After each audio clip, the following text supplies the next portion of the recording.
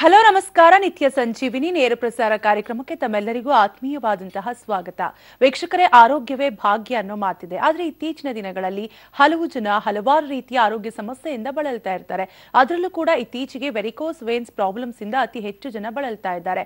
ಹಾಗಾಗಿ ಇವತ್ತಿನ ಕಾರ್ಯಕ್ರಮದಲ್ಲಿ ಈ ವೆರಿಕೋಸ್ ವೇನ್ಸ್ ಅಂದ್ರೆ ಏನು, ಯಾವೆಲ್ಲ ಕಾರಣಗಳಿಗಾಗಿ ಕಾಣಿಸಿಕೊಳ್ಳುತ್ತೆ, ಸಿಂಪ್ಟಮ್ಸ್ ಯಾವ ರೀತಿಯಾಗಿರುತ್ತೆ, ಇದರಿಂದ ಏನಾದರೂ ಸೈಡ್ ಎಫೆಕ್ಟ್ ಆಗುತ್ತಾ, ಜೊತೆಗೆ ಯಾವೆಲ್ಲ ರಕ್ತನಾಳಗಳಲ್ಲಿ ಅತಿ ಹೆಚ್ಚಾಗಿ ಕಾಣಿಸಿಕೊಳ್ಳುತ್ತೆ, ಮುಖ್ಯವಾಗಿ ಹೋಮಿಯೋಪತಿ ಯಾವ ರೀತಿಯಾದಂತಹ ಟ್ರೀಟ್ಮೆಂಟ್ ಪ್ರೋಸೆಸ್ ಇರುತ್ತೆ, ಇದೆಲ್ಲದರ ಬಗ್ಗೆ ಮಾಹಿತಿನ ತಿಳಿಸಿಕೊಡಲು ನಮ್ಮ ಜೊತೆಗಿದ್ದಾರೆ ಡಾಕ್ಟರ್ ಆಶಾ ರಾಣಿ. ಬನ್ನಿ ಅವರನ್ನ ಕಾರ್ಯಕ್ರಮಕ್ಕೆ ವೆಲ್ಕಮ್ ಮಾಡೋಣ. ಹಲೋ ಡಾಕ್ಟರ್, ಕಾರ್ಯಕ್ರಮಕ್ಕೆ ಸ್ವಾಗತ. Thank you. ಎಸ್ ಡಾಕ್ಟರ್, ನಾನು ಈಗಾಗಲೇ ಹೇಳಿದಂತೆ ಇತ್ತೀಚಿನ ದಿನಗಳಲ್ಲಿ ನಾವು ಈ ವೆರಿಕೋಸ್ ವೇನ್ಸ್ ಅನ್ನುವಂತಹ ಪ್ರಾಬ್ಲಮ್ ಅನ್ನು ಅತಿ ಹೆಚ್ಚಾಗಿ ನೋಡ್ತಿದ್ದೀವಿ. ಮುಂಚೆ ಎಲ್ಲ ಆ ರೀತಿಯಾಗಿರಲಿಲ್ಲ, ತುಂಬಾ ರೇರ್ ಕೇಸಸ್ ನಾವು ಈ ರೀತಿಯಾದಂತಹ ಸಮಸ್ಯೆಯನ್ನು ನೋಡ್ತಿದ್ದು. ಯಾಕೆ ಅತಿ ಹೆಚ್ಚಾಗಿ ಕಾಣಿಸ್ಕೊಳ್ತಿದೆ? ಈ ವೆರಿಕೋಸ್ ವೇನ್ಸ್ ಅಂದ್ರೆ ಏನು, ಯಾರಲ್ಲಿ ಕಾಣಿಸ್ಕೊಳ್ಳುತ್ತೆ ಅತಿ ಹೆಚ್ಚಾಗಿ, ಡಾಕ್ಟರ್ ತಿಳಿಸ್ಕೊಡಿ. ಡೆಫಿನೆಟ್ಲಿ, ಯಾಕಂದ್ರೆ ವೆರಿಕೋಸ್ ವೇನ್ಸ್ ಅನ್ನೋದು ಸಾಮಾನ್ಯವಾಗಿ ನಾವು ಮುಂಚೆ ನೋಡಬೇಕಾಗಿದ್ರೆ ತುಂಬಾ ವೆರಿ ರೇರ್ ಆಗಿ ನೋಡ್ತಾ ಇದ್ವಿ. ಬಟ್ ಇತ್ತೀಚಿನ ದಿನಗಳಲ್ಲಿ ಪ್ರತಿ ಯಂಗ್ ಏಜ್ ಅಲ್ಲಿ ಕೂಡ ಈ ಒಂದು ವೆರಿಕೋಸ್ ವೇನ್ಸ್ ಅನ್ನೋದು ಕಾಣಿಸ್ಕೊಳ್ತಾ ಇದೆ. ಯೂಶಲಿ ವೆರಿಕೋಸ್ ವೇನ್ಸ್ ಅನ್ನೋದು ನಮ್ಮ ಕಾಲಿನಲ್ಲಿ ಕಾಣಿಸ್ಕೊಳ್ಳುವಂಥದ್ದು. ಬಿಕಾಸ್ ನಮ್ಮ ಬಾಡಿ ವೇಟ್ ಹೆಚ್ಚಾಗಿ ಕಾಲಿನ ಭಾಗ ಲೋವರ್ ಲಿಮ್ಸ್ ಅಲ್ಲಿ ಹೆಚ್ಚು ಪ್ರೆಷರ್ ಬೀಳೋದ್ರಿಂದ ಹೆಚ್ಚು ರಕ್ತನಾಳಗಳಲ್ಲಿ ಪ್ರೆಷರ್ ಉಂಟಾಗೋದು ಆ ಕಾಲಿನ ರಕ್ತನಾಳಗಳಲ್ಲಿ ಅಂತಾನೆ ನಾವು ಹೇಳ್ಬೋದು. ಹಾಗಾಗಿ ವೆರಿಕೋಸ್ ವೇನ್ಸ್ ಕಾಲಲ್ಲಿ, ಲೋವರ್ ಲಿಮ್ಸ್ ಅಲ್ಲಿ, ಥೈಸ್ ಅಲ್ಲಿ ಆಗಿರ್ಬೋದು ಅಥವಾ ಮೀನ್ಕಂಡದಲ್ಲಾಗಿರ್ಬೋದು, ಈ ಭಾಗದಲ್ಲಿ ಹೆಚ್ಚಾಗಿ ಕಾಣಿಸ್ಕೊಳ್ಳುವಂಥದ್ದು. ಸೊ ವೆರಿಕೋಸ್ ವೇನ್ಸ್ ಅಂತ ನೋಡುವಂಥದ್ದಾದ್ರೆ ಎಸ್ಪೆಷಲಿ ಉಬ್ಬಿರುವಂಥ ರಕ್ತನಾಳಗಳು. ಈಗ ಸಾಮಾನ್ಯವಾಗಿ ಎಷ್ಟೋ ಜನದಲ್ಲಿ ಕನ್ಫ್ಯೂಷನ್ಸ್ ಇರುತ್ತೆ. ಕೆಲವರಿಗೆ ಸ್ಪೈಡರ್ ವೇನ್ಸ್ ತರ ಇರುತ್ತೆ, ಕೆಲವರಿಗೆ ರೆಟಿಕ್ಯುಲರ್ ವೇನ್ಸ್ ಅಂತ ಆಗಿ ನೋಡ್ತೇವೆ, ಕೆಲವರಿಗೆ ತುಂಬಾ ಗಂಟುಗಳಾಗಿ ನೋಡ್ತೇವೆ ಕಾಲಲ್ಲಿ ಉಬ್ಬಿರುವಂಥ ರಕ್ತನಾಳಗಳು. ಸೊ ಮೇನ್ ಏನಿದು ಉಬ್ಬಿರುವಂಥ ರಕ್ತನಾಳಗಳು ಅಂತ ತಿಳ್ಕೊಳ್ಬೇಕಂದ್ರೆ, ಮೇನ್ ಆಗಿ ಮುಖ್ಯವಾಗಿ ನಮ್ಮ ಬ್ಲಡ್ ಸರ್ಕ್ಯುಲೇಷನ್ ಯಾವ ರೀತಿ ಆಗುತ್ತೆ ನಮ್ಮ ದೇಹದಲ್ಲಿ, ಒಂದು ರಕ್ತ ಚಲನೆ ಅನ್ನೋದು ಹೇಗಾಗುತ್ತೆ ಅನ್ನೋದು ತಿಳ್ಕೊಳ್ಬೇಕಾಗತ್ತೆ. ಬಿಕಾಸ್ ಈ ವೇನ್ಸ್ ಆಗಿರ್ಬೋದು, ಆರ್ಟ್ರೀಸ್ ಆಗಿರ್ಬೋದು, ಕ್ಯಾಪಿಲರೀಸ್ ಆಗಿರ್ಬೋದು, ಇದು ಒಂದು ಕಂಪ್ಲೀಟ್ ಆಗಿ ಒಂದು ಸರ್ಕ್ಯುಲೇಟರಿ ಸಿಸ್ಟಮ್ ಅಂತ ನಾವು ಹೇಳ್ತೀವಿ. ಈ ಒಂದು ಬ್ಲಡ್ ಸರ್ಕ್ಯುಲೇಷನ್ಸ್ ಆಗಬೇಕು ಕರೆಕ್ಟಾಗಿ ಅಂದರೆ ರಕ್ತನಾಳಗಳ ಕರೆಕ್ಟ್ ಫಂಕ್ಷನ್ ಮಾಡಬೇಕು. ಎಸ್ಪೆಷಲಿ ಈ ವೇನ್ಸ್ ಅಂತ ಹೇಳ್ತೀವಿ, ಆರ್ಟ್ರೀಸ್ ಅಂತ ಹೇಳ್ತೀವಿ. ಸೊ ಈ ವೇನ್ಸ್ ಏನು ಮಾಡುತ್ತೆ ಅಂತಂದರೆ ಕೆಟ್ಟ ರಕ್ತ ಅಥವಾ ಅಶುದ್ಧ ರಕ್ತ ಅಂತ ಏನು ಹೇಳ್ತೀವಿ ನಮ್ಮ ಪಾದದಿಂದ ಮೇನ್ ಆಗಿ ಹೃದಯಕ್ಕೆ ತಗೊಂಡು ಹೋಗುತ್ತೆ. ಅಲ್ಲಿ ಶುದ್ಧೀಕರಣ ಆದ ನಂತರ ಮತ್ತೆ ಪುನಃ ಹೃದಯದಿಂದ ಕಾಲಿಗೆ ಶುದ್ಧವಾದಂಥ ರಕ್ತ ಅಂದರೆ ಆಕ್ಸಿಜನೇಟೆಡ್ ಬ್ಲಡ್ ಅಂತ ಹೇಳ್ತೀವಿ. ಈ ಥರ ಒಂದು ರಕ್ತ ಚಲನೆ ಪ್ರತಿನಿತ್ಯ ಒಂದು ಸರ್ಕ್ಯುಲೇಟರಿ ಸಿಸ್ಟಮ್ ಅಂತ ಏನಕ್ಕೆ ಹೇಳ್ತೀವಿ ಅಂದರೆ ಪ್ರತಿನಿತ್ಯ ಒಂದು ಸರ್ಕಲ್ ಇದು. ಸೊ ಹಾಗಾಗಿ ಇದು ಪ್ರತಿನಿತ್ಯ ನಡೀತಾ ಇರಬೇಕು ನಮ್ಮ ದೇಹದಲ್ಲಿ. ಬಟ್ ಈ ಅಶುದ್ಧ ರಕ್ತ ಏನಾಗುತ್ತೆ ವೆರಿಕೋಸ್ ವೇನ್ಸ್ ಅಲ್ಲಿ ಇರುವಂಥ ಪೇಷಂಟ್ಸ್ ಅಲ್ಲಿ, ಅದು ಅಲ್ಲೇ ಕೆಳಗಡೆನೆ ಕಾಲಲ್ಲೇ ಉಳ್ಕೊಳ್ಳೋಕ್ಕೆ ಸ್ಟಾರ್ಟ್ ಆಗುತ್ತೆ. ಬಿಕಾಸ್ ಆ ಒಂದು ವೇನ್ಸ್ ಅನ್ನೋದು ಏನು ಅಶುದ್ಧ ರಕ್ತ ಕ್ಯಾರಿ ಮಾಡಬೇಕು, ಆ ವೇನ್ಸ್ ಒಳಗಡೆ ಇರುವಂಥ ವಾಲ್ವ್ಸ್ ಅಂತ ಏನಿರುತ್ತೆ ಅದು ಮೇನ್ ಫಂಕ್ಷನ್ ಬಂದ್ಬಿಟ್ಟು ನಮ್ಮ ದೇಹದಲ್ಲಿ ಓಪನ್ ಕ್ಲೋಸಿಂಗ್ ಮೆಕ್ಯಾನಿಸಮ್ ಇರುತ್ತೆ. ಅದಕ್ಕೆ ವ್ಯಾಲ್ವ್ಸ್ ಅನ್ನೋದು ಎಸ್ಪೆಷಲಿ ನಮ್ಮ ಕಾಲಿನ ಮೀನ್ಕಂಡ ಕಾಂಟ್ರಾಕ್ಟ್ ಆದಾಗ ಆ ಒಂದು ರಕ್ತ ಕೆಳಗಡೆ ಇರುವಂತ ರಕ್ತ ಮೇಲಿಕ್ಕೆ ಬ್ಲಡ್ ಪುಷ್ ಆದಾಗ ಆ ವಾಲ್ವ್ಸ್ ಕ್ಲೋಸ್ ಆಗಿಬಿಡ್ಬೇಕು. ಕ್ಲೋಸ್ ಆಗಿದ ನಂತರ ಮೇಲ್ಗಡೆ ಹಾಗೇ ಬ್ಲಡ್ ಪಂಪ್ ಆಗ್ತಾ ಹೋಗಿ ಹೃದಯಕ್ಕೆ ಹೋಗಬೇಕು. ಬಟ್ ಯಾವಾಗ ವಾಲ್ವ್ಸ್ ಕರೆಕ್ಟಾಗಿ ಕ್ಲೋಸ್ ಆಗೋದಿಲ್ವೋ, ವೀಕ್ ಆಗಿರುತ್ತೆ ಯಾರಲ್ಲಿ, ಅಥವಾ ಡ್ಯಾಮೇಜ್ ಆಗಿರುತ್ತೆ ಯಾರಲ್ಲಿ, ಇನ್ಕಾಂಪಿಟೆಂಟ್ ಇರುತ್ತೆ ಅಂಥವರಲ್ಲಿ ಏನಾಗುತ್ತೆ ಕ್ಲೋಸ್ ಆಗೋದಿಲ್ಲ. ಸೊ ಆ ಬ್ಲಡ್ ಮೇಲಕ್ಕೆ ಹೋಗೋದಿಲ್ಲ, ಹಾಗೆ ರಿವರ್ಸ್ ಬ್ಯಾಕ್ ಫ್ಲೋ ಆಗೋಕ್ಕೆ ಸ್ಟಾರ್ಟ್ ಆಗುತ್ತೆ. ಸೊ ಬ್ಯಾಕ್ ಫ್ಲೋ ಆದಾಗ ಏನಾಗುತ್ತೆ, ಅಲ್ಲೇ ಬ್ಲಡ್ ಉಳ್ಕೊಂಡು ನಿಮ್ಮ ರಕ್ತನಾಳಗಳಲ್ಲಿ ಪ್ರೆಷರ್ ಬಿಲ್ಡಪ್ ಆಗ್ತಾ ಹೋಗುತ್ತೆ. ಹಾಗೆ ಪ್ರೆಷರ್ ಬಿಲ್ಡಪ್ ಆಗ್ತಾ ಹೋದಂಗೆಲ್ಲ ನಾವು ಇದನ್ನ ಇಂಟ್ರಾವೀನಸ್ ಪ್ರೆಷರ್ ಅಂತಲೂ ಹೇಳ್ತೀವಿ. ವೀನಸ್ ಹೈಪರ್ ಟೆನ್ಷನ್ ಆಗ್ತಾ ಇದೆ ಅಂದರೆ ತುಂಬ ಪ್ರೆಷರ್ಗೆ ಒಳಗಾಗ್ತಿದೆ ಆ ಒಂದು ರಕ್ತನಾಳ ಅಂತ ಹೇಳ್ತೀವಿ. ಸೊ ಇದೇ ಒಂದು ವೆರಿಕೋಸ್ ವೇನ್ಸ್ ಆಗಿ ಕನ್ವರ್ಟ್ ಆಗೋದು. ಯಾವಾಗ ಆ ರಕ್ತನಾಳದಲ್ಲಿ ಬ್ಲಡ್ ಹಾಗೆ ಉಳ್ಕೊಂಡು ಉಬ್ಬಕ್ಕೆ ಸ್ಟಾರ್ಟ್ ಆಗುತ್ತೆ, ಈ ಕಂಡೀಷನ್ ನಾವು ವೆರಿಕೋಸ್ ವೇನ್ಸ್ ಅಂತ ಹೇಳ್ತೀವಿ. ಎಸ್ಪೆಷಲಿ ವೀಕ್ ಮತ್ತು ಡ್ಯಾಮೇಜ್ಡ್ ವ್ಯಾಲ್ವ್ಸ್ ಇಂದ ಬರುವಂತ ಪ್ರಾಬ್ಲಮೇ ವೆರಿಕೋಸ್ ವೇನ್ಸ್. ಡಾಕ್ಟರ್, ಇನ್ನು ಈ ಸ್ಟಾರ್ಟಿಂಗ್ ಸ್ಟೇಜ್ ಅಲ್ಲೇ ಇದು ವೆರಿಕೋಸ್ ವೇನ್ಸ್ ಅಂತ ಯಾವ ರೀತಿಯಾಗಿ ಐಡೆಂಟಿಫೈ ಮಾಡೋದು ತಿಳಿಸ್ಕೊಡಿ ಡಾಕ್ಟರ್. ಯೂಶಲಿ ಎಷ್ಟೋ ಪೇಷಂಟ್ಸ್ ಅಲ್ಲಿ ಕಣ್ಣಲ್ಲೇ ನೋಟಿಸ್ ಮಾಡಬಹುದಾಗುತ್ತೆ. ಇದಕ್ಕೆ ನಾವು ಡಾಕ್ಟರ್ ಹತ್ರನೇ ಹೋಗಬೇಕು ಅನ್ನೋದು ಅವಶ್ಯಕತೆ ಖಂಡಿತವಾಗ್ಲೂ ಎಲ್ಲರಿಗೂ ಬೇಕಾಗೋದಿಲ್ಲ. ಬಿಕಾಸ್ ನಮ್ಮ ಸೆಲ್ಫ್ ಎಕ್ಸಾಮಿನೇಷನ್ ನಾವು ಮಾಡ್ಕೊಳ್ಳೋದ್ರಿಂದನೇ ಕಂಡುಹಿಡಿಬಹುದು ನಮ್ಮಲ್ಲಿ ಒಂದು ವೆರಿಕೋಸ್ ವೇನ್ಸ್ ಇದೆಯಾ ಅಂತ. ಹಾಗೆ ಇದಕ್ಕೆ ಸ್ಟೇಜಸ್ ಕೂಡ ನಾವು ನೋಡ್ತೀವಿ ವೆರಿಕೋಸ್ ವೇನ್ಸ್ ಅಲ್ಲಿ. ಸೊ ಸ್ಟೇಜಸ್ ನೋಡೋದ್ರಿಂದ ಅರ್ಲಿ ಸ್ಟೇಜಸ್ ಅಲ್ಲಿ ಯಾವ ರೀತಿ ಕಾಣಿಸ್ಕೊಳ್ಳುತ್ತೆ ಈ ಒಂದು ವೆರಿಕೋಸ್ ವೇನ್ಸ್ ಅನ್ನೋದಾದ್ರೆ, ಮೇನ್ ಆಗಿ ಕೆಲವರಿಗೆ ಈ ಸೂಪರ್ಫಿಷಿಯಲ್ ವೇನ್ಸ್ ಅಲ್ಲಿ ಎಫೆಕ್ಟ್ ಆಗೋದ್ರಿಂದ ಮೇನ್ ಈ ವೆರಿಕೋಸ್ ವೇನ್ಸ್ ಕ್ಯಾಪಿಲರಿ ವೇನ್ಸ್ಗೆ ಎಫೆಕ್ಟ್ ಆದಾಗ ರೆಟಿಕ್ಯುಲರ್ ವೇನ್ಸ್ ಆಗಿ ನಾವು ನೋಡ್ತೀವಿ, ಅಥವಾ ಟೆಲೆಂಜೆಕ್ಟೇಸಿಯಾ ಅಂತ ಹೇಳ್ತೀವಿ. ಇದೊಂದು ಅರ್ಲಿ ಸ್ಟೇಜಸ್, ಜಸ್ಟ್ ಇದು ಸ್ಕಿನ್ ಕೆಳಗಡೆನೆ ಇರೋದ್ರಿಂದ ನಮಗೆ ಅಂಡರ್ ದ ಸ್ಕಿನ್ ಇರೋದ್ರಿಂದ ಇದು ಒಂದು ಇನಿಷಿಯಲ್ ಆಗಿ ನಮಗೆ ಕಾಣಿಸೋಕ್ಕೆ ಸ್ಟಾರ್ಟ್ ಆಗುತ್ತೆ. ಅದೇ ನೆಕ್ಸ್ಟ್ ಹಂತಕ್ಕೆ ಅದು ತಲುಪ್ತಾ ಹೋದಂಗೆಲ್ಲ ನೆಕ್ಸ್ಟ್ ಪೇಷಂಟ್ಸ್ ಅಲ್ಲಿ ಏನಾಗುತ್ತೆ, ಉಬ್ಬುವಿಕೆ ಸ್ಟಾರ್ಟ್ ಆಗುತ್ತೆ. ಆ ರಕ್ತನಾಳಗಳಲ್ಲಿ ಪ್ರೆಷರ್ ಬಿಲ್ಡಪ್ ಆದಂಗೆಲ್ಲ ಉಬ್ಬುವಿಕೆ ಸ್ಟಾರ್ಟ್ ಆಗುತ್ತೆ. ಆಕ್ಚುಯಲ್ ವೆರಿಕೋಸ್ ವೇನ್ಸ್ ಅನ್ನೋದು ನಾವು ನೋಡ್ತಾ ಹೋಗ್ತೀವಿ. ಬಟ್ ಅರ್ಲಿ ಸ್ಟೇಜಸ್ ಅಲ್ಲಿ ಯಾವುದೇ ರೀತಿ ಲಕ್ಷಣ ಕಾಣೋದಿಲ್ಲ. ಯಾವಾಗ ರೆಟಿಕ್ಯುಲರ್ ವೇನ್ಸ್ ಅಲ್ಲಿ ಅದು ಲಕ್ಷಣ ಕಾಣೋದಿಲ್ವೋ ಪೇಷಂಟ್ಸ್ ತುಂಬಾ ಜನ ನೆಗ್ಲೆಕ್ಟ್ ಮಾಡಕ್ಕೆ ಸ್ಟಾರ್ಟ್ ಆಗ್ತಾರೆ. ಆಗ್ತಾರೆ. ಬಟ್ ಯಾವಾಗ ವೆರಿಕೋಸ್ ವೇನ್ಸ್ ಅಲ್ಲಿ ಶುರುವಾಗಕ್ಕೆ ಸ್ಟಾರ್ಟ್ ಆಗುತ್ತೆ, ಆ ವೆರಿಕೋಸ್ ವೇನ್ಸ್ ಅಲ್ಲಿ ಪೇಷಂಟ್ಸ್ಗೆ ಕಾಲಲ್ಲಿ ಭಾರ ಶುರುವಾಗುತ್ತೆ, ಎಳ್ತಾ ಶುರುವಾಗುತ್ತೆ, ಕೆಲವರಿಗೆ ಕ್ರಾಂಪ್ಸ್ ಅಂತ ಹೇಳ್ತೀವಿ, ಹಾಗಾಗಿ ಹಿಡ್ಕೊಂಡ್ಬಿಡುತ್ತೆ ಕಾಲು, ಎಸ್ಪೆಷಲಿ ನೈಟ್ ಟೈಮ್ಸ್ ಅಲ್ಲಿ ಆಗಿರ್ಬೋದು. ತುಂಬಾ ನಡೀತಾ ಇದ್ದಂಗೆ ಒಂದೊಂದ್ಸತಿ ತುಂಬಾ ಕುತ್ಕೊಂಡ್ರೆ ಕೂಡ ಹಾಗೆ ಹಿಡ್ಕೊಂಡ್ಬಿಡುತ್ತೆ, ಕಾಲಲ್ಲಿ ಕ್ರಾಂಪ್ಸ್ ಬರಕ್ಕೆ ಸ್ಟಾರ್ಟ್ ಆಗುತ್ತೆ. ಇದು ಆಕ್ಚುಯಲ್ ವೆರಿಕೋಸ್ ವೇನ್ಸ್ ಅಂತ ಹೇಳ್ತೀವಿ. ಅದೇ ನೆಕ್ಸ್ಟ್ ಹಂತಕ್ಕೆ ಇದನ್ನ ನಾವು ನೆಗ್ಲೆಕ್ಟ್ ಮಾಡ್ತಾ ಹೋದ್ರೆ, ಎಷ್ಟೋ ಪೇಷಂಟ್ಸ್ ಅಲ್ಲಿ ನೀವು ಗಮನಕ್ಕೆ ಬಂದಿರಬಹುದು, ನಿಮಗೆ ಕಾಲಲ್ಲಿ ಊದ್ಕೊಳಕ್ ಸ್ಟಾರ್ಟ್ ಆಗುತ್ತೆ, ಎಸ್ಪೆಷಲಿ ಪಾದದ ಹತ್ರ ಆಗಿರ್ಬೋದು ಅಥವಾ ಆ ಪರ್ಟಿಕ್ಯುಲರ್ ಲೆಗ್ ಯಾವ್ದಲ್ಲಿ ಎಫೆಕ್ಟ್ ಆಗಿರುತ್ತೋ ಅಲ್ಲಿ ನಿಮ್ಮಲ್ಲಿ ಕಾಲಲ್ಲಿ ಉಬ್ಬುವಿಕೆ, ಎಸ್ಪೆಷಲಿ ಎಡಿಮಾ ಅಂತ ಹೇಳ್ತೀವಿ, ಅಂದ್ರೆ ಕ್ರಾನಿಕ್ ವೀನಸ್ ಇನ್ಸಫಿಷಿಯನ್ಸಿ ಆಗ್ತಾ ಹೋಗುತ್ತೆ. ಯಾಕಾಗತ್ತೆ ಈ ತರ ಅಂದ್ರೆ, ಯಾವಾಗ ರಕ್ತ ಚಲನೆ ನಿಲ್ಲುತ್ತೆ, ಕಮ್ಮಿ ಆಗುತ್ತೆ, ಬ್ಲಡ್ ಅಲ್ಲೇ ಉಳ್ಕೊಳಕ್ ಸ್ಟಾರ್ಟ್ ಆದಾಗ ಡೆಫಿನೆಟ್ಲಿ ಆ ಒಂದು ಪಾದದ ಹತ್ರ, ಆ ಒಂದು ಕಾಲಲ್ಲಿ ಊತ ಸ್ಟಾರ್ಟ್ ಆಗುತ್ತೆ ನಿಮಗೆ. ಯಾವಾಗ ಕಾಲಲ್ಲಿ ಎಡಿಮಾ ಸ್ಟಾರ್ಟ್ ಆಗುತ್ತೆ, ಈ ಒಂದು ಥರ್ಡ್ ಹಂತದಲ್ಲಿ ನಾವು ನೋಡ್ತಾ ಹೋಗ್ತೀವಿ. ಇದನ್ನ ನಾವು ವೀನಸ್ ಇನ್ಸಫಿಷಿಯನ್ಸಿ ಅಂತಾನು ಹೇಳ್ತಾ ಹೋಗ್ತೀವಿ. ಪೇನು ಜಾಸ್ತಿ ಆಗ್ತಾ ಹೋಗುವಂಥದ್ದು, ಸ್ವೆಲ್ಲಿಂಗ್ ಕಾಲಲ್ಲಿ ಜಾಸ್ತಿ ಆಗ್ತಾ ಹೋಗುವಂಥದ್ದು, ಭಾರನೂ ಜಾಸ್ತಿ ಆಗ್ತಾ ಹೋಗುವಂಥದ್ದು. ಇದು 3ನೇ ಹಂತದಲ್ಲಿ ನೋಡುವಂಥದ್ದು. 4ನೇ ಹಂತಕ್ಕೆ ಹೋದಂಗೆಲ್ಲ ಸ್ಕಿನ್ ಚೇಂಜಸ್ ಸ್ಟಾರ್ಟ್ ಆಗುತ್ತೆ, ಎಸ್ಪೆಷಲಿ ನಮ್ಮ ಕಾಲಿನ ಒಂದು ಆಂಕಲ್ ಅಲ್ಲಿ ಏನಂತ ಹೇಳ್ತೀವಿ, ಈ ಆಂಕಲ್ ಭಾಗದಲ್ಲಿ ನೋಡುವಂಥದ್ದಾದ್ರೆ ಕಾಲು ಅಲ್ಲಿ ಡಿಸ್ಕಲರೇಷನ್ ಆಗುವಂಥದ್ದು, ಡಾರ್ಕ್ ಆಗುವಂಥದ್ದು, ಆ ಒಂದು ಚರ್ಮ ತೆಳು ಆಗುವಂಥದ್ದು, ತುಂಬಾ ಡ್ರೈ ಆಗುವಂಥದ್ದು, ಇಚ್ಚಿಂಗ್ ಶುರುವಾಗುವಂಥದ್ದು, ಈ ತರ ಒಂದು ಸ್ಟೇಜಸ್ ನಾವು ನೋಡ್ತಾ ಹೋಗ್ತೀವಿ. ಇದು ಕೂಡ ಪೇಷಂಟ್ ಗಮನಕ್ಕೆ ನಾವು ಬರುವಂಥದ್ದು. ಇದು ಕೂಡ ಪೇಷಂಟ್ ಸೆಲ್ಫ್ ಎಕ್ಸಾಮಿನೇಷನ್ ಮಾಡಿಕೊಂಡು ನೀವೇ ಡಿಸೈಡ್ ಕೂಡ ಮಾಡ್ಕೋಬಹುದು ಯಾವ ಹಂತದಲ್ಲಿದ್ದೀನಿ ಅಂತ. ಬಟ್ ಡೆಫಿನೆಟ್ಲಿ ಇದನ್ನ ಹಾಗೆ ಬಿಟ್ರೆ ನೆಕ್ಸ್ಟ್ ಹಂತಕ್ಕೆ ಹೋಗುವಂಥದ್ದೇ ವೆರಿಕೋಸ್ ಅಲ್ಸರ್ಸ್. ವೆರಿಕೋಸ್ ಅಲ್ಸರ್ಸ್ ಕೆಲವರಿಗೆ ಹೀಲ್ಡ್ ಆಗಿ ಸ್ಕಾರ್ ಮಾರ್ಕ್ ಆಗಿ ಉಳಿಯುವಂಥದ್ದು 5ನೇ ಸ್ಟೇಜ್ ಅಲ್ಲಿ, 6ನೇ ಸ್ಟೇಜ್ ಅಲ್ಲಿ ಫ್ರೆಶ್ ಆಗಿ ನೀವು ಈವನ್ ತುಂಬಾ ರೆಡ್ ಕಲರ್ ಆಗಿ ನೋಡುವಂಥದ್ದು, ಓಪನ್ ಸೋರ್ಸ್ ಆಗಿ ನೋಡುವಂಥದ್ದು, ಹುಣ್ಣುಗಳಾಗಿ ನೋಡುವಂಥದ್ದು, ತುಂಬಾ ಪೇನ್ಫುಲ್ ಕಂಡೀಷನ್ ಆಗಿರುವಂಥದ್ದು ಇದು. ಈ ಎಲ್ಲಾ ಹಂತದಲ್ಲೂ ಪೇಷಂಟ್ ಗಮನಕ್ಕೆ ಬರುವಂಥದ್ದು. ಬಟ್ ಪೇಷಂಟು ಕೆಲವರಿಗೆ ಸಿಂಪ್ಟಮ್ಸ್ ಅಷ್ಟು ಬೇಗ ಕಾಣೋದಿಲ್ಲ, ಲಕ್ಷಣಗಳಂತಂದು ನೆಗ್ಲೆಕ್ಟ್ ಮಾಡುವಂಥ ಚಾನ್ಸಸ್ ತುಂಬಾ ಜನರಲ್ಲಿ ನೋಡ್ತಾ ಇದ್ದೀವಿ ನಾವು. ಎಸ್ ಡಾಕ್ಟರ್, ಈಗಾಗಲೇ ನೀವೇ ಹೇಳ್ತಾ ಇದ್ರಿ ಪೇಷಂಟ್ ನೆಗ್ಲೆಕ್ಟ್ ಮಾಡ್ತಾರೆ ವೆರಿಕೋಸ್ ವೇನ್ಸ್ ಕಾಣಿಸ್ಕೊಳ್ಳುವಂತಹ ಸಂದರ್ಭದಲ್ಲಿ ಅಂತ. ಈ ರೀತಿ ನೆಗ್ಲೆಕ್ಟ್ ಮಾಡಿದ್ರೆ ಯಾವೆಲ್ಲ ರೀತಿ ಸೈಡ್ ಎಫೆಕ್ಟ್ ಆಗ್ಬೋದು, ಬೇರೆ ಇನ್ನೇನೆಲ್ಲ ಕಾಂಪ್ಲಿಕೇಶನ್ಸ್ ಆಗ್ಬೋದು ಡಾಕ್ಟರ್? ಯಾಕೆಂದ್ರೆ ಎಷ್ಟೋ ಪೇಷಂಟ್ಸ್ ಅಲ್ಲಿ ಇತ್ತೀಚಿನ ದಿನಗಳಲ್ಲಿ ಏನಾಗ್ತಿದೆ ಅಂತಂದ್ರೆ, ಅರ್ಲಿ ಸ್ಟೇಜ್ ಅಲ್ಲಿ ಡಿಟೆಕ್ಟ್ ಮಾಡ್ಕೊಳ್ಳೋದು ತುಂಬಾ ಕಡಿಮೆ ಜನ ಆಗ್ತಾ ಇದ್ದಾರೆ. ಏನಾಗುತ್ತೆ ಅಂತಂದ್ರೆ, ಈಗ ಇದನ್ನೇ ನಾವು ಹಂತಗಳಲ್ಲಿ ನೆಗ್ಲೆಕ್ಟ್ ಮಾಡ್ತಾ ಹೋದಲ್ಲಿ, ನಾನು ನಿಮ್ಗೆ ಸ್ಟೇಜಸ್ ವೈಸ್ ಹೇಳ್ತಾ ಬಂದೆ, ಇನಿಷಿಯಲ್ ಸ್ಟೇಜಸ್ ಅಲ್ಲಿ ಯಾವ ರೀತಿ ಇರುತ್ತೆ, ನೆಕ್ಸ್ಟ್ ಸ್ಟೇಜಸ್ ಹೋದ್ರೆ ಯಾವ ರೀತಿ ಹೋಗುತ್ತೆ ಅಂತ. ಅದೇ ರೀತಿ ನಾವು ಇದನ್ನ ನೆಗ್ಲೆಕ್ಟ್ ಮಾಡ್ತಾ ಹೋದ್ರೆ, ಎಸ್ಪೆಷಲಿ ಈಗ ಲಾಂಗ್ ಸ್ಟ್ಯಾಂಡಿಂಗ್ ಮಾಡುವಂಥವ್ರು ಅಥವಾ ತುಂಬಾ ಹೊತ್ತು ಕುತ್ಕೊಳ್ಳೋಂಥವ್ರು, ಒಂದೇ ಕಡೆ ಜಾಸ್ತಿ ಹೊತ್ತು ಕುತ್ಕೊಳ್ಳೋಂಥವ್ರು ಏನಾಗುತ್ತೆ, ಇದನ್ನ ಆದಷ್ಟು ಅವ್ರ ಆಕ್ಟಿವಿಟೀಸ್ ಅದೇ ಇರೋದ್ರಿಂದ ಆದಷ್ಟು ಅವ್ರು ಅದರಿಂದ ಹೊರಗಡೆ ಬರೋಕ್ ಆಗೋದಿಲ್ಲ. ಈ ತರ ಇರುವಂತ ಪೇಷಂಟ್ಸ್ ಡೆಫಿನೆಟ್ಲಿ ಗಮನಕ್ಕೆ ಇಟ್ಕೋಬೇಕಾಗುತ್ತೆ, ನೆಗ್ಲೆಕ್ಟ್ ಮಾಡಬೇಡಿ. ನಮ್ಮ ಆಕ್ಟಿವಿಟೀಸ್ ಯಾವ ರೀತಿ ಇದೆ ಅನ್ನೋದು ಫಸ್ಟ್ ನೀವು ತಿಳ್ಕೊಳ್ಬೇಕಾಗತ್ತೆ. ಯಾಕಂದ್ರೆ ಇದಕ್ಕೆ ಮುಖ್ಯ ಕಾರಣಗಳೇನು, ರಿಸ್ಕ್ ಫ್ಯಾಕ್ಟರ್ಸ್ ಅಂತ ಹೇಳ್ತೀವಿ. ಈ ರಿಸ್ಕ್ ಫ್ಯಾಕ್ಟರ್ಸ್ ಬಗ್ಗೆ ನೀವು ತಿಳ್ಕೊಳ್ಬೇಕಾಗತ್ತೆ. ನೆಗ್ಲೆಕ್ಟ್ ಮಾಡಿದ್ರೆ ಯಾವ ರೀತಿ ಒಂದು ಕಾಂಪ್ಲಿಕೇಶನ್ಸ್ ಮೇನ್ ಆಗಿ ನೋಡುವಂಥದ್ದಾದ್ರೆ ವೆರಿಕೋಸ್ ಎಕ್ಸಿಮಾ ಅಂತ ಹೇಳ್ತೀವಿ, ಅಥವಾ ವೆರಿಕೋಸ್ ನೆಕ್ಸ್ಟ್ ಅಲ್ಸರ್ಸ್ ಅಂತ ಹೇಳ್ತೀವಿ. ಇನ್ನು ಕೆಲವರಿಗೆ ಬ್ಲೀಡಿಂಗ್ ಆಗುವಂಥದ್ದು, ಎಸ್ಪೆಷಲಿ ಬ್ಲೀಡಿಂಗ್ ಅನ್ನೋದು ಚಾನ್ಸಸ್ ಕೆಲವರಲ್ಲಿ ಏನಕ್ಕೆ ಬರುತ್ತೆ ಅಂತಂದ್ರೆ, ಈ ವೇನ್ಸ್ ಯಾವಾಗ ಊತ ಆಗಕ್ಕೆ ಸ್ಟಾರ್ಟ್ ಆಗುತ್ತೆ, ಆ ಒಂದು ಒಳಗಡೆ ರಕ್ತನಾಳಗಳ ಒಳಗಡೆ ಇರುವಂತ ಪ್ರೆಷರ್ ಬಿಲ್ಡಪ್ ಆದಾಗ ಬರ್ಸ್ಟ್ ಆಗೋ ಸಾಧ್ಯತೆ ಇರುತ್ತೆ. ಅಂತ ಟೈಮಲ್ಲಿ ಬ್ಲೀಡಿಂಗ್ ಆಗೋ ಸಾಧ್ಯತೆ ಎಷ್ಟೋ ಪೇಷಂಟ್ಸ್ ಅಲ್ಲಿ ಇರುತ್ತೆ. ಬಟ್ ಆ ಬ್ಲೀಡಿಂಗ್ ನ ನಾವು ಇಮಿಡಿಯೇಟ್ ಆಗಿ ಮೆಡಿಕಲ್ ಎಮರ್ಜೆನ್ಸಿ ತಗೊಂಡು ಕಂಟ್ರೋಲ್ ಮಾಡ್ಕೊಳ್ಬೇಕಾಗುತ್ತೆ ಯೂಶಲಿ. ಮತ್ತೆ ಕೆಲವರಲ್ಲಿ ಏನ್ ಹೇಳ್ತೀವಿ, ಮಲ್ಕೊಂಡ್ಬಿಟ್ಟು ಕಾಲ್ನ ಎಲಿವೇಟ್ ಮಾಡಿ ಆ ಒಂದು ಬ್ಲೀಡಿಂಗ್ ಸ್ಪಾಟ್ ನ ಮೈಲ್ಡ್ ಪ್ರೆಷರ್ ಕೊಟ್ಟು ಕಂಟ್ರೋಲ್ ಮಾಡ್ಕೊಳ್ಬೇಕಾಗತ್ತೆ. ಅದು ಒಂದು ಮೇನ್ ಆಗಿ ಕನ್ಸಿಡರ್ ಮಾಡಬೇಕಾಗತ್ತೆ. ಇನ್ನು ಕೆಲವರಿಗೆ ಕ್ರಾನಿಕ್ ವೀನಸ್ ಇನ್ಸಫಿಷಿಯನ್ಸಿ ಅನ್ನೋ ಒಂದು ನಾನು ಆಲ್ರೆಡಿ ಹೇಳಿದೆ, ವೆರಿಕೋಸ್ ವೇನ್ಸ್ ಇಂದ ಏನಾಗುತ್ತೆ, ಅಲ್ಲೇ ಒಂದು ರಕ್ತನಾಳದಲ್ಲಿ ಪ್ರೆಷರ್ ಬಿಲ್ಡಪ್ ಆಗಿ ಬ್ಲಡ್ ಕೂಡ ಏನಾಗುತ್ತೆ, ಆ ಒಂದು ಡಿಆಕ್ಸಿಜನೇಟೆಡ್ ಬ್ಲಡ್ ಅಂತ ಏನು ಹೇಳ್ತೀವಿ, ಅದು ಅಶುದ್ಧ ರಕ್ತ ಅಲ್ಲೇ ಉಳ್ಕೊಂಡಾಗ ಅಲ್ಲಿ ಆ ಒಂದು ಭಾಗದಲ್ಲಿ ವೀನಸ್ ಅಂದ್ರೆ ಒಂದು ರಕ್ತನಾಳಗಳ ಒಂದು ಎಫಿಷಿಯಂಟ್ ಕಮ್ಮಿ ಆಗ್ತಾ ಇದ್ದಂಗೆಲ್ಲ ಆ ಭಾಗದಲ್ಲಿ ಊದ್ಕೊಳ್ಳಕ್ಕೆ ಸ್ಟಾರ್ಟ್ ಆಗುತ್ತೆ ಕಾಲಲ್ಲಿ ಅಂತ ಹೇಳಿದೆ. ಇದು ಕೂಡ ಒಂದು ಕಾಂಪ್ಲಿಕೇಶನ್. ಇದೆಲ್ಲ ನಾವು ಲಕ್ಷಣ ಅನ್ನೋದಕ್ಕಿಂತ ಇದೆಲ್ಲ ನಮ್ಮ ಒಂದು ಸಮಸ್ಯೆ, ವೆರಿಕೋಸ್ ವೇನ್ಸ್ ಜಾಸ್ತಿ ಆಗ್ತಾ ಇದೆ, ಕಾಂಪ್ಲಿಕೇಶನ್ಸ್ಗೆ ಒಳಗಾಗ್ತಾ ಇದೆ.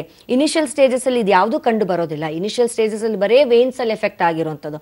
ಬಟ್ ಯಾವಾಗ ನಿಮಗೆ ಬ್ಲೀಡಿಂಗ್ ಆಗ್ತಾ ಇದೆಯಾ, ಅಥವಾ ಕ್ರಾನಿಕ್ ವೀನಸ್ ಇನ್ಸಫಿಷಿಯನ್ಸಿ ಆಗ್ತಾ ಇದೆಯಾ, ಅಥವಾ ಕೆಲವರಿಗೆ ಬ್ಲಡ್ ಕ್ಲಾಟ್ಸ್ ಆಗ್ತಾ ಇದೆಯಾ ಅನ್ನೋದು ನೋಡ್ಕೊಳ್ಬೇಕಾಗತ್ತೆ. ರಕ್ತನಾಳಗಳಲ್ಲಿ ಬ್ಲಡ್ ಕ್ಲಾಟ್ ಆಗುತ್ತೆ, ಬಟ್ ಎಷ್ಟೋ ಜನಕ್ಕೆ ಪೇಷಂಟ್ ಗಮನಕ್ಕೆ ಬರೋದಿಲ್ಲ ಇದು. ಇದಕ್ಕೆ ನೀವು ವೈದ್ಯರನ್ನ ಭೇಟಿ ಆಗ್ಲೇಬೇಕಾಗತ್ತೆ. ಬ್ಲಡ್ ಕ್ಲಾಟ್ ಅಲ್ಲಿ 2 ರೀತಿ ಕ್ಲಾಟ್ ಆಗ್ಬೋದು. ಒಂದು ಸೂಪರ್ಫಿಷಿಯಲ್ ವೇನ್ ಥ್ರೋಂಬೋಸಿಸ್ ಅಂತ ಹೇಳ್ತೀವಿ, ಇನ್ನೊಂದು ಡೀಪ್ ವೇನ್ ಥ್ರೋಂಬೋಸಿಸ್ ಅಂತ ಹೇಳ್ತೀವಿ. ಡೀಪ್ ವೇನ್ ಅಂತಂದ್ರೆ ನಮ್ಮ ಮೂಳೆಗಳ ಮತ್ತೆ ನಮ್ಮ ಮಾಂಸಖಂಡಗಳಲ್ಲಿ ಹತ್ರದಲ್ಲಿರುವಂಥ ವೇನ್ಸ್ನ ನಾವು ಡೀಪ್ ವೇನ್ಸ್ ಅಂತ ಹೇಳ್ತೀವಿ. ಸೂಪರ್ಫಿಷಿಯಲ್ ವೇನ್ಸ್ ಅಂದ್ರೆ ಜಸ್ಟ್ ನಮ್ಮ ಸ್ಕಿನ್ ಸರ್ಫೇಸ್, ನಮ್ಮ ಚರ್ಮದ ಕೆಳಗಡೆ ಇರುವಂಥ ಒಂದು ವೇನ್ಸ್ಗಳಲ್ಲಿ ನಾವು ಸೂಪರ್ಫಿಷಿಯಲ್ ವೇನ್ಸ್ ಅಂತ ಹೇಳ್ತೀವಿ. ಈ ಎರಡೂ ವೇನಲ್ಲಿ ಕೂಡ ಕ್ಲಾಟ್ ಆಗೋ ಸಾಧ್ಯತೆ, ರಕ್ತ ಹೆಪ್ಪುಗಟ್ಟೋ ಸಾಧ್ಯತೆ ಇರುತ್ತೆ. ಇದನ್ನ ನೆಗ್ಲೆಕ್ಟ್ ಮಾಡದಲ್ಲಿ ಕೆಲವರಲ್ಲಿ ಪಾದದಲ್ಲಿ ಹುಣ್ಣಾಗುವಂಥದ್ದು, ಎಸ್ಪೆಷಲಿ ಸ್ವಲ್ಪ ಏಟಾದ್ರೂ ಕೂಡ ಅದು ಓಪನ್ ಅಪ್ ಆದಾಗ ಅದು ಗಾಯ ಬೇಗ ಮಾಯೋದಿಲ್ಲ. ಸೊ ಅದು ಉಂಡು ಯಾವಾಗ ಮಾಯೋದಿಲ್ವಾ ಅಥವಾ ಯಾವಾಗ ಹುಣ್ಣು ಮಾಯೋದಿಲ್ವಾ ಅದು ಅಲ್ಸರ್ಗೆ ತಿರ್ಕೊಂಡಾಗ ಪೇಷಂಟ್ಸ್ಗೆ ಸಿವಿಯರ್ ರಕ್ತಸ್ರಾವ ಕೂಡ ಅದರಿಂದ ಆಗುವಂಥದ್ದು, ಅಥವಾ ಕೆಲವರಿಗೆ ತುಂಬಾ ಪೇನ್ಫುಲ್ ಕಂಡೀಷನ್ ಆಗುವಂಥದ್ದು, ನಾನ್ ಹೀಲಿಂಗ್ ಅಲ್ಸರ್ಸ್ ಅಂತ ಹೇಳ್ತೀವಿ. ಅಂದ್ರೆ ಮತ್ತೆ ಮತ್ತೆ ಪುನಃ ಬಿಟ್ಟು ಬಿಟ್ಟು ನಮಗೆ ಹುಣ್ಣು ಆಗ್ತಾನೆ ಇದೆ. ಒಂದು 15 ದಿವಸ, 1 ತಿಂಗಳು, 3 ತಿಂಗಳು, 6 ತಿಂಗಳಿಗೆ ಸ್ವಲ್ಪ ಕಡಿಮೆ ಆಯಿತು, ಮತ್ತೆ ಪುನಃ ನಮಗೆ ಹುಣ್ಣು ಕಾಣಿಸ್ಕೊಳ್ತಾ ಇದೆ ಕಾಲಲ್ಲಿ. ಈ ರೀತಿ ಒಂದು ಸಮಸ್ಯೆ ಎಕ್ಸಿಮಾದಲ್ಲಿದ್ದಾರಾ ಅಥವಾ ಅಲ್ಸರಲ್ಲಿದ್ದಾರಾ ಅಥವಾ ಕ್ಲಾಟ್ಸ್ ಆಗಿದೆಯಾ ಅಥವಾ ಏನಾದರೂ ಆ ಕ್ಲಾಟ್ಸ್ನ ನಾವು ನೆಗ್ಲೆಕ್ಟ್ ಮಾಡಿದ್ರೆ ಡೆಫಿನೆಟ್ಲಿ ಡೀಪ್ ವೇನ್ ಥ್ರೋಂಬೋಸಿಸ್ ಅನ್ನೋದು ಇದು ಒಂದು ನಾವು ಕಂಡೀಷನ್ನ ನೆಗ್ಲೆಕ್ಟ್ ಮಾಡೋವಂಥದ್ದಲ್ಲ. ಬಿಕಾಸ್ ಏನಾಗುತ್ತೆ ಅಂತಂದರೆ ಈ ಡೀಪ್ ವೇನ್ಸ್ ಅಲ್ಲಿರುವಂಥ ರಕ್ತ ಹೆಪ್ಪುಗಟ್ಟಿರುವಂಥ ಕ್ಲಾಟ್ ಅದು ನಮ್ಮ ರಕ್ತ ಚಲನೆ ಮುಖಾಂತರ ಹಾಗೆ ಮೇಲಕ್ಕೆ ಹೋದಾಗ ನಮ್ಮ ಹೃದಯದ ಒಂದು ರಕ್ತನಾಳಗಳಲ್ಲಿ ಹೋಗಿ ಸೇರ್ಕೊಂಡಾಗ ಹೃದಯದಲ್ಲಿ ಅಲ್ಲಿ ನಮಗೆ ಮೇನ್ ಅದು ಎಫೆಕ್ಟ್ ಆಗುವಂಥದ್ದು, ಅಥವಾ ನಮ್ಮ ಲಂಗ್ಸ್ ಅಲ್ಲಿ ಆ ಒಂದು ಕ್ಲಾಟ್ ಸೇರ್ಕೊಂಡಾಗ ಅಲ್ಲಿ ಪಲ್ಮನರಿ ಎಂಬೋಲಿಸಮ್ ಅಂತ ಹೇಳ್ತೀವಿ ನಾವು. ಈ ರೀತಿ ಎಫೆಕ್ಟ್ ಕಂಡೀಷನ್ ಆದಾಗ ಮತ್ತೆ ಬೇರೆ ರೀತಿ ಕಂಡೀಷನ್ಗೆ ತೀರ್ಕೊಳ್ಳುವಂಥದ್ದು. ಸೊ ಆದಷ್ಟು ಪೇಷಂಟ್ಸು ಒಂದು ಸಮಸ್ಯೆನೇ ಮತ್ತೊಂದು ಸಮಸ್ಯೆಗೆ ತಗೊಂಡು ಹೋಗ್ಲಿದ್ದಂಗೆ ಅದನ್ನ ಅರ್ಲಿ ಸ್ಟೇಜಸ್ ಅಲ್ಲೇ ಡಿಟೆಕ್ಟ್ ಮಾಡ್ಕೊಳ್ಳೋಂಥ ಸಾಧ್ಯತೆ. ಇವನ್ ನಾವು ಪೇಷಂಟ್ಸ್ ಅಲ್ಲಿ ಎಕ್ಸಾಮಿನೇಷನ್ ಮಾಡೋಕ್ಕೂ ಹೇಳ್ತೀವಿ.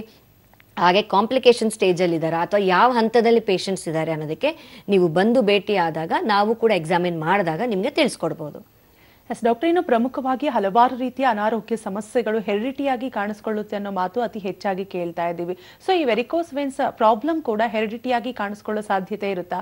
ಯಾರಲ್ಲಿ ಅತಿ ಹೆಚ್ಚಾಗಿ ಕಾಣಿಸ್ಕೊಳ್ಳುತ್ತೆ? ಯಾವ ರೀತಿಯಾದಂತಹ ಕೆಲಸ ಮಾಡೋರಲ್ಲಿ ಅತಿ ಹೆಚ್ಚಾಗಿ ಕಾಣಿಸ್ಕೊಳ್ಳುತ್ತೆ ಡಾಕ್ಟರ್? ಡೆಫಿನೆಟ್ಲಿ, ಯಾಕಂದ್ರೆ ಇತ್ತೀಚಿನ ದಿನಗಳಲ್ಲಿ ನಾವು ನೋಡುವಂಥದ್ದಾದ್ರೆ ತುಂಬಾ ಜನರಲ್ಲಿ ಬರ್ತಿರೋಂಥ ಕಾಯಿಲೆ ಒಂದು ಹೆರಿಡಿಟ್ರಿ ಒಂದು ಅಂತ ಹೇಳ್ತೀವಿ. ಅಂದ್ರೆ ಅನುವಂಶಿಕವಾಗಿ ಬರುವಂತ ಕಾಯಿಲೆಗಳು ಜಾಸ್ತಿ ಆಗ್ತಾ ಇದೆ.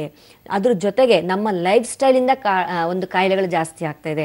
ಲ್ಯಾಕ್ ಆಫ್ ಫಿಸಿಕಲ್ ಆಕ್ಟಿವಿಟಿ ಅಂತ ಏನು ಹೇಳ್ತಾ ಇದೀವಿ, ಅಂದ್ರೆ ಜಾಸ್ತಿ ನಮ್ಮ ದೇಹಕ್ಕೆ ಶ್ರಮ ಇಲ್ಲ, ಎಲ್ಲ ಫಾಸ್ಟ್ ಆಗ್ತಾ ಇದೆ. ಎಲ್ಲ ನಾವ್ ಏನ್ ಮಾಡ್ತಿದೀವಿ, ನಡೆಯೋದೇ ತುಂಬಾ ಕಮ್ಮಿ ಆಗ್ಬಿಟ್ಟಿದೆ ಜನಗಳೆಲ್ಲ. ಸೊ ಯಾವಾಗ ನೀವು ವಾಕಿಂಗ್ ಕಮ್ಮಿ ಆಗುತ್ತೆ, ನಮ್ಮ ಫಿಸಿಕಲ್ ಆಕ್ಟಿವಿಟಿ ಕಮ್ಮಿ ಆಗುತ್ತೆ, ನಮ್ಮ ಮಾಂಸಖಂಡಗಳಲ್ಲಿ ಪಂಪಿಂಗ್ ಏನಾಗುತ್ತೆ, ಎಸ್ಪೆಷಲಿ ಆ ಮೀನ್ ಕಂಡ ಕಾಂಟ್ರಾಕ್ಟ್ ಆದ್ರೇ ಬ್ಲಡ್ ಪಂಪ್ ಮಾಡೋಕ್ಕೆ ಈಸಿ ಆಗುತ್ತೆ. ಬಟ್ ಯಾವಾಗ ಹಿಂಗೆ ಕಾಂಟ್ರಾಕ್ಷನ್ಸ್ ಆಗೋಕ್ಕೆ ಸ್ಟಾರ್ಟ್ ಆಗೋದಿಲ್ವೋ ಕರೆಕ್ಟಾಗಿ ಕಾಲಲ್ಲಿ, ನಾವು ವಾಕಿಂಗ್ ಯಾವಾಗ ಕಮ್ಮಿ ಮಾಡ್ತಾ ಹೋಗ್ತೀವೋ ಅಲ್ಲೇ ಏನಾಗುತ್ತೆ, ಬ್ಲಡ್ ಪೂಲ್ ಆಗೋಕ್ಕೆ ಸ್ಟಾರ್ಟ್ ಆಗುತ್ತೆ. ಬಿಕಾಸ್ ಸರ್ಕ್ಯುಲೇಷನ್ ಅನ್ನೋದು ಎಫೆಕ್ಟ್ ಆಗುತ್ತೆ. ಮತ್ತು ಅನುವಂಶಿಕವಾಗಿ ನೋಡುವಂಥದ್ದಾದರೆ ತುಂಬ ಜನರಲ್ಲಿ ನಾವು ಕೇಳಿದಾಗ ಹಿಸ್ಟ್ರಿ, ಕೆಲವರಲ್ಲಿ ಅನುವಂಶಿಕವಾಗಿ ನಾವು ನೋಡ್ತಾ ಇದ್ದೀವಿ, ಬಟ್ ಕೆಲವರು ನಮ್ಗೆ ಯಾವುದೇ ರೀತಿ ಫ್ಯಾಮಿಲಿಯಲ್ಲಿ ಇಲ್ಲ ಅಂತ ಹೇಳ್ತಾರೆ. ಸೊ ಹಾಗಾಗಿ ಫ್ಯಾಮಿಲಿ ಹಿಸ್ಟ್ರಿ ಅನ್ನೋದು ಬಟ್ ತುಂಬಾ ಮ್ಯಾಟರ್ ಆಗ್ತಾ ಇದೆ. ನಿಮ್ಮ ಫ್ಯಾಮಿಲಿ ಹಿಸ್ಟ್ರಿಯಲ್ಲಿ ಯಾರಿಗಾದ್ರೂ ಇದ್ದಲ್ಲಿ ಆದಷ್ಟು ಅರ್ಲಿ ಸ್ಟೇಜಸ್ ಅಲ್ಲಿ ಡಿಟೆಕ್ಟ್ ಮಾಡ್ಕೊಳ್ಳಿ. ಬಿಕಾಸ್ ಫ್ಯಾಮಿಲಿ ಹಿಸ್ಟ್ರಿಯಲ್ಲೇ ತುಂಬಾ ಜನಕ್ಕೆ ಪ್ರಾಬ್ಲಮ್ಸ್ ಅನ್ನೋದು ಹೆಚ್ಚಾಗ್ತಾ ಇರುತ್ತೆ. ಇನ್ನು ಕೆಲವರಲ್ಲಿ ಏನಾಗುತ್ತೆ ಅಂತಂದ್ರೆ, ಈಗ ತುಂಬಾ ಹೊತ್ತು ನಿಂತ್ಕೊಂಡಾಗ, ಈಗ ನಮ್ಮ ಕೆಲಸನೇ ತುಂಬ ಹೊತ್ತು ನಿಂತ್ಕೊಂಡಿರ್ತೇವೆ, ನಮ್ಮ ಲೈಫ್ ಸ್ಟೈಲ್ ಮೇನ್ ಆಗಿ ಒಂದೇ ಕಡೆ ಕುತ್ಕೊಂಡಿರ್ತೇವೆ ಮೋರ್ ದೆನ್ 6 hours 8 hours, ಈ ತರ ಇದ್ದಾಗ ಏನಾಗುತ್ತೆ, ಡೆಫಿನೆಟ್ಲಿ ಸರ್ಕ್ಯುಲೇಷನ್ಗೆ ಎಫೆಕ್ಟ್ ಆಗುತ್ತೆ. ಸೊ ಈ ತರ ಒಂದು ಸರ್ಕ್ಯುಲೇಷನ್ಗೆ ಎಫೆಕ್ಟ್ ಆದ್ರೆ ನಿಮ್ಮ ಒಂದು ಕಾಲಲ್ಲಿ ಕೂಡ ಪ್ರಾಬ್ಲಮ್ಸ್ನ ನಾವು ನೋಡ್ತಾ ಹೋಗ್ತೀವಿ. ಹಾಗೆ ಹೆಣ್ಣು ಮಕ್ಕಳಲ್ಲೇ ನಾವು ನೋಡುವಂಥದ್ದಾದ್ರೆ females especially compare to males, ಅಂದ್ರೆ ಪುರುಷರಲ್ಲಿ ಕಂಪೇರ್ ಮಾಡುತ್ತೆ ನಮ್ಮ ಒಂದು ಮಹಿಳೆಯರಲ್ಲಿ ಹೆಚ್ಚಾಗಿ ನಾವು ನೋಡ್ತಾ ಇದ್ದೀವಿ. ಯಾಕೆ ಮಹಿಳೆಯರಲ್ಲಿ ಹೆಚ್ಚಾಗ್ತಾ ಇದೆ ಈ ಒಂದು ಸಮಸ್ಯೆ ಅನ್ನೋದು ನಾವು ತಿಳ್ಕೊಳ್ಬೇಕು ಅಂತಂದ್ರೆ, ಎಸ್ಪೆಷಲಿ ವುಮೆನ್ಸ್ ಅಲ್ಲಿ ಹಾರ್ಮೋನ್ಸ್ ಫ್ಲಕ್ಚುಯೇಷನ್ಸ್ ಅನ್ನೋದು ತುಂಬಾ ಬೇಗ ನಾವು ನೋಡ್ತಾ ಹೋಗ್ತೀವಿ. ಎಸ್ಪೆಷಲಿ ಡ್ಯೂರಿಂಗ್ ಪೀರಿಯಡ್ಸ್ ಟೈಮ್ ಆಗಿರ್ಬೋದು, ಒಂದು ಕೆಲವರಲ್ಲಿ ಪ್ರೆಗ್ನೆನ್ಸಿ ಟೈಮಲ್ಲಿ ಆಗಿರ್ಬೋದು, ಕೆಲವರಿಗೆ ಮೆನೋಪಾಸ್ ಟೈಮ್ ಅಂತ ಏನು ಹೇಳ್ತೀವಿ, ಮುಟ್ಟು ನಿಲ್ಲೋ ಒಂದು ಸಮಸ್ಯೆ, ಕೆಲವರಿಗೆ ಮುಟ್ಟು ನಿಲ್ಲೋ ಅಂತ ಟೈಮಲ್ಲಿ ಆಗಿರ್ಬೋದು. ಸೊ ಈ ಥರ ಒಂದು ಏಜ್ ಗ್ರೂಪಲ್ಲಿ ಅಥವಾ ಈ ಥರ ಒಂದು ಡ್ಯೂರೇಷನ್ಸಲ್ಲಿ, ಪ್ರೆಗ್ನೆನ್ಸಿಯಲ್ಲಿ ಅಥವಾ ಪೀರಿಯಡ್ಸ್ ಟೈಮಲ್ಲಿ ಆಗಿರ್ಬೋದು ಅಥವಾ ಮೆನೋಪಾಸ್ ಟೈಮಲ್ಲಿ ಹೆಣ್ಮಕ್ಳಲ್ಲಿ ಏನಾಗ್ತಾ ಇದೆ ಅಂತಂದರೆ ಹಾರ್ಮೋನ್ಸ್ ಬೇಗ ಫ್ಲಕ್ಚುಯೇಷನ್ ಆಗುತ್ತೆ. ಎಸ್ಪೆಷಲಿ ಈ ಹಾರ್ಮೋನ್ಸ್ ಏನು ಮಾಡುತ್ತೆ, tend to relax the veins ಅಂತ ಹೇಳ್ತೀವಿ. ಈ ವೇನಲ್ಲಿ ಇರುವಂಥ ವಾಲ್ನ ಏನು ಮಾಡುತ್ತೆ, ಅದು ಟೆನ್ ಟು ರಿಲ್ಯಾಕ್ಸ್, ಅಂದರೆ ಸ್ವಲ್ಪ ರಿಲ್ಯಾಕ್ಸ್ ಮಾಡೋಕ್ಕೆ ಸ್ಟಾರ್ಟ್ ಆಗುತ್ತೆ ಹಾರ್ಮೋನ್ಸ್ ಎಸ್ಪೆಷಲಿ ಫೀಮೇಲ್ಸಲ್ಲಿ. ಬಟ್ ಈ ಹೆಚ್ಚಾಗಿ ಫೀಮೇಲ್ಸಲ್ಲಿ ಈ ಹಾರ್ಮೋನ್ಸ್ ಫ್ಲಕ್ಚುಯೇಷನ್ಸ್ ಬೇಗ ಆಗೋದ್ರಿಂದ females are more prone than males ಅಂತ ಹೇಳ್ತಾ ಇದ್ದೀವಿ. ಸೊ ಹಾಗಾಗಿ ಹಾಗೂ ಮತ್ತು ಇನ್ನೂ ನಾವು ಫೀಮೇಲ್ಸ್ ಅಲ್ಲಿ ಹೆಚ್ಚಾಗಿ ಹೌಸ್ ವೈಫ್ಸ್ ಅಲ್ಲಿ ನೋಡುವಂಥದ್ದಾದ್ರೆ ಕೆಲವರು at a stretch more than 2 hours ನಿಂತ್ಕೊಳ್ಬಿಡ್ತಾರೆ. ಸೊ ಈ ತರ ನಿಂತ್ಕೊಳ್ಳೋಂಥವ್ರಲ್ಲಿ ಕೂಡ ನಾವು ಫೀಮೇಲ್ಸ್ ಅಲ್ಲಿ ಅತಿ ಹೆಚ್ಚು ನೋಡ್ತಾ ಇದ್ದೀವಿ. ಸೊ ಇದನ್ನೆಲ್ಲ ಗಮನಕ್ಕೆ ಇಟ್ಕೊಳ್ಳಿ. ನಿಮ್ಮ ಒಂದು ಲೈಫ್ ಸ್ಟೈಲ್ ಅಥವಾ ಒಂದು ಫೀಮೇಲ್ಸ್ ಆಗಿದ್ದಾಗ ರಿಸ್ಕ್ ಫ್ಯಾಕ್ಟರ್ಸ್ ಜಾಸ್ತಿ ಇರುತ್ತೆ. ಎಸ್ ಡಾಕ್ಟರ್, ಇನ್ನಷ್ಟು ಮಾತನಾಡೋಣ. ಅದಕ್ಕೂ ಮುಂಚೆ ಒಬ್ರು ಕಾಲರ್ ರೆಡಿ ಇದ್ದಾರೆ, ಮಾತನಾಡಿಸ್ಬಿಡೋಣ. ನರಸಿಂಹಮೂರ್ತಿ ಅಂತ ಹೇಳಿ ಕರೆ ಮಾಡಿದ್ದಾರೆ. ನಮಸ್ತೆ ನರಸಿಂಹಮೂರ್ತಿ ಅವರೇ, ನನ್ನ ಧ್ವನಿ ಕೇಳಿಸ್ತಿದ್ಯಾ? ಮೇಡಮ್ ಕೇಳಿಸ್ತಾ ಇದೆ. ಮಾತಾಡಿ, ಡಾಕ್ಟರ್ ಇದ್ದಾರೆ. ಏನ್ ಆರೋಗ್ಯ ಸಮಸ್ಯೆ ಇದೆ ತಿಳಿಸಿ. ಮೇಡಮ್ ನಮಸ್ತೆ. ನಮಸ್ತೆ, ಹೇಳಿ. ಏನಿಲ್ಲ, ರೈಟ್ ಸೈಡು ಓಕೆ, ಆ ಕಾಲು ಉಬ್ಬು ತರ ಇದೆ. ನಾನು ಹಾಸ್ಪಿಟಲ್ ಹೋಗಿ ಚೆಕ್ ಮಾಡ್ತಿದ್ದೆ. ಓಕೆ, ಚೆಕ್ ಮಾಡಿಸಿದಾಗ ಅದು ಕೆಲವು ಕಡೆ ಎಲ್ಲ ಬ್ಲಾಕ್ ಆಗಿದೆ, ವೆರಿಕೋಸ್ ವೇನ್ಸ್ ಅಂತ ಹೇಳಿದ್ರು. ಓಕೆ ಅದು ಆಪರೇಷನ್ ಮಾಡಿಸ್ಬೋದಾ ಇಲ್ಲ ಲೇಸರ್ ಶೂಟ್ ಮಾಡ್ತೀವಿ ಅಂತ ಹೇಳಿದ್ರು. ಓಕೆ ಯೂಶಲಿ ನೋಡಿ ಸರ್, ವೆರಿಕೋಸ್ ವೇನ್ಸ್ಗೆ ನಾವು ಯಾವ ರೀತಿಯಲ್ಲಿ ಪೇಷಂಟ್ಸ್ಗೆ ಈಗ ಪ್ರಾಬ್ಲಮ್ಸ್ ಯಾವ ಹಂತದಲ್ಲಿ ಇದ್ದಾರೆ ಅನ್ನೋದು ನೋಡ್ಕೊಳ್ಬೇಕಾಗತ್ತೆ. ಆಪರೇಷನ್ಸ್ ಅನ್ನೋದು ಖಂಡಿತವಾಗ್ಲೂ ಇದಕ್ಕೆ ಎಲ್ಲರಿಗೂ ಪರಿಹಾರ ಅಲ್ಲ. ಯಾಕೆಂದ್ರೆ ಮೇನ್ ಆಗಿ ನಿಮಗೆ ಯಾವ ಕಾರಣಕ್ಕೆ ಬಂದಿದೆ ಅನ್ನೋದು ತಿಳ್ಕೊಳ್ಬೇಕಾಗತ್ತೆ. ಆಪರೇಷನ್ ಮಾಡೋದ್ರಿಂದ ಆ ಒಂದು ರಕ್ತನಾಳ ಉಬ್ಬುವಿಕೆ ಆಗಿದೆ, ಅದನ್ನ ನಾವು ಲೇಸರ್ ಮುಖಾಂತರ ಅಥವಾ ಕೆಲವು ಪ್ರೊಸೀಜರ್ಸ್ ಮುಖಾಂತರ ನೀವು ಅದನ್ನು ತೆಗೆದಾಕ್ಬೋದು. ಬಟ್ ಡೆಫಿನೆಟ್ಲಿ ಏನಾಗುತ್ತೆ, ಮೇನ್ ನಾನು ಆಲ್ರೆಡಿ ಹೇಳಿದೆ, ಈ ವೇನ್ಸ್ ಒಳಗಡೆ ಇರುವಂಥ ವಾಲ್ವ್ಸ್ ವೀಕ್ ಆಗೋದ್ರಿಂದ, ಡ್ಯಾಮೇಜ್ ಆಗೋದ್ರಿಂದ ಈ ಒಂದು ವೆರಿಕೋಸ್ ವೇನ್ಸ್ಗೆ ತುತ್ತಾಗ್ತಾ ಇದ್ದೀರಾ. ಸೊ ನೀವು ಅದನ್ನ ತೆಗೆಯೋದ್ರಿಂದ ಪರಿಹಾರ ಸಾಲ್ವ್ ಆಗೋದಿಲ್ಲ. ಯಾಕಂದ್ರೆ ಯಾವ ಕಾರಣಕ್ಕೆ ಬಂದಿದೆ, ಯಾಕಂದ್ರೆ ನೆಕ್ಸ್ಟ್ ಇನ್ನೊಂದು ರಕ್ತನಾಳೆಗೆ ಪ್ರೆಷರ್ ಬಿಲ್ಡಪ್ ಆಗುತ್ತೆ. ನಾವು ಯಾವಾಗ ಒಂದು ವೇನ್ನ ತೆಗಿತಾ ಹೋಗ್ತೀವೋ ಆ ವೇನ್ದು ಕೆಲಸ ಕೂಡ ಪಕ್ಕದಿರುವಂಥ ವೇನ್ನ ಮಾಡಬೇಕಾಗತ್ತೆ. ಸೊ ಅಕ್ಕಪಕ್ಕ ಇರುವಂಥ ವೇನ್ಗೆ ಒತ್ತಡ ಮತ್ತಷ್ಟು ಜಾಸ್ತಿ ಆದಾಗ ಆ ಒಂದು ರಕ್ತನಾಳಗಳಲ್ಲಿ ಕೂಡ ವೆರಿಕೋಸ್ ವೇನ್ಸ್ ಬರುವಂತ ಸಾಧ್ಯತೆ ಇರುತ್ತೆ, ವಾಲ್ವ್ಸ್ ಡ್ಯಾಮೇಜ್ ಆಗುವಂತ ಸಾಧ್ಯತೆ ಇರುತ್ತೆ. ಸೊ ಹಾಗಾಗಿ ಇದು ಒಂದರಿಂದ ಒಂದು ಹೀಗೆ ಲಿಂಕ್ ಆಗ್ತಾ ಹೋಗುವಂಥದ್ದು. ಅಥವಾ ಕೆಳಗಡೆ ಈಗ ಬರೀ ಮೀನ್ ಖಂಡದಲ್ಲಿತ್ತು, ಈಗ ನಮಗೆ ಮತ್ತೆ ತೊಡೆ ಭಾಗದಲ್ಲಿ ಕೂಡ ಹಾಗೆ ಮೇಲಕ್ಕೆ ಬರ್ತಾ ಇದೆ ಈಗ ನಮಗೆ ವೆರಿಕೋಸ್ ವೇನ್ಸ್. ಈ ರೀತಿ ಕೂಡ ಕಂಡೀಷನ್ ಬರುವಂತ ಸಾಧ್ಯತೆ. ಸೊ ಎಷ್ಟೋ ಜನರಲ್ಲಿ ಆಪರೇಷನ್ ಮಾಡ್ಕೊಂಡು ಬಂದಿರುವಂತ ಪೇಷಂಟ್ಸ್ ಕೂಡ ಈಗ ಮತ್ತೆ ಪುನಃ ನಮಗೆ ಕಾಣಿಸ್ಕೊಂಡಿದೆ ಇನ್ನೊಂದು ಕಾಲಲ್ಲಿ ಅಥವಾ ಅದೇ ಕಾಲಲ್ಲಿ ಪಕ್ಕದ್ರಲ್ಲಿ ಇನ್ನೊಂದರಲ್ಲಿ ಅಂತ ಹೇಳ್ತಾರೆ. ಸೊ ಡೆಫಿನೆಟ್ಲಿ ಆ ಅವಶ್ಯಕತೆ ಇದೆಯಾ ಅನ್ನೋದು ನಾವು ನಿಮ್ಮನ್ನು ಎಕ್ಸಾಮಿನೇಷನ್ ಮಾಡಿ ನೋಡಿ ತಿಳಿಸ್ಕೊಡ್ಬೋದು. ನಮ್ಮ ಹೋಮಿಯೋಪತಿಯಲ್ಲಿ ಇಲ್ಲಿ ಯಾವುದೇ ರೀತಿ ಆಪರೇಷನ್ ಆಗಲಿ ಸರ್ಜರಿ ಆಗಲಿ ಇರೋದಿಲ್ಲ, ಆದಷ್ಟು ಔಷಧಿಯಲ್ಲೇ ನಿಮಗೆ ಸರಿಪಡಿಸುವಂಥದ್ದು. ಸೊ ಹಾಗಾಗಿ ನೀವು ಒಮ್ಮೆ ಬಂದು ಭೇಟಿ ಆದಾಗ ನಿಮ್ಮ ಒಂದು ಕಂಡೀಷನ್ ಯಾವ ಹಂತದಲ್ಲಿದೆ ಮತ್ತು ಇದಕ್ಕೆ ವಿತೌಟ್ ಸರ್ಜರಿ ಯಾವ ರೀತಿ ನಾವು ಚಿಕಿತ್ಸೆ ಕೊಡಬಹುದು ಅನ್ನೋದು ಸೂಕ್ತ ಮಾಹಿತಿ ತಿಳಿಸ್ಬೋದು. ಥ್ಯಾಂಕ್ ಯು ನರಸಿಂಹಮೂರ್ತಿ ಅವರೇ ಕರೆ ಮಾಡಿದ್ದಕ್ಕಾಗಿ. ವೀಕ್ಷಕರ ನಿತ್ಯ ಸಂಜೀವಿನಿ ನೇರ ಪ್ರಸಾರ ಕಾರ್ಯಕ್ರಮ ಮುಂದುವರಿಯುತ್ತೆ ಚಿಕ್ಕದೊಂದು ವಿರಾಮದ ನಂತರ.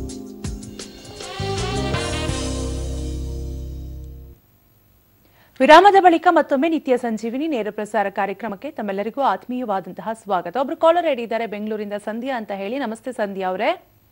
ಮೇಡಮ್ ನಮಸ್ತೆ. ಮಾತಾಡಿ, ಡಾಕ್ಟರ್ ಇದ್ದಾರೆ, ಏನಾರೋಗ್ಯ ಸಮಸ್ಯೆ ಇದೆ ತಿಳಿಸಿ. ಮೇಡಮ್ ನಮಸ್ತೆ. ನಮಸ್ತೆ, ಹೇಳಿಮ್ಮ ಸಂಧ್ಯಾ. ಮೇಡಮ್ ನಮ್ಮ ಬ್ರದರ್ಗೆ ಮೊನ್ನೆ ಸಡನ್ ಆಗಿ ಕಾಲಲ್ಲಿ ಬ್ಲಡ್ ಹೋಯ್ತು, ನೀರ್ ಹೋದಂಗ್ ಜಾಸ್ತಿ ಬ್ಲಡ್ ಹೋಯ್ತು. ಡಾಕ್ಟರ್ನ ಕನ್ಸಲ್ಟ್ ಮಾಡಿದಾಗ ವೆರಿಕೋಸ್ ಪ್ರಾಬ್ಲಮ್ ಅಂತ ಹೇಳಿದ್ದಾರೆ. ಓಕೆ, ಲೇಸರ್ ಟ್ರೀಟ್ಮೆಂಟ್ ತಗೋಬೇಕು ಮತ್ತೆ ಸಾಕ್ಸ್ ಯೂಸ್ ಮಾಡ್ಬೇಕು ಅಂತ ಹೇಳಿದ್ದಾರೆ. ಓಕೆ, ಅದಕ್ಕೆ ಅದ್ರ ಬಗ್ಗೆ ಇನ್ಫಾರ್ಮೇಶನ್ ಬೇಕಿತ್ತು, ಮಾಡಿಸ್ಕೋಬಹುದಾ?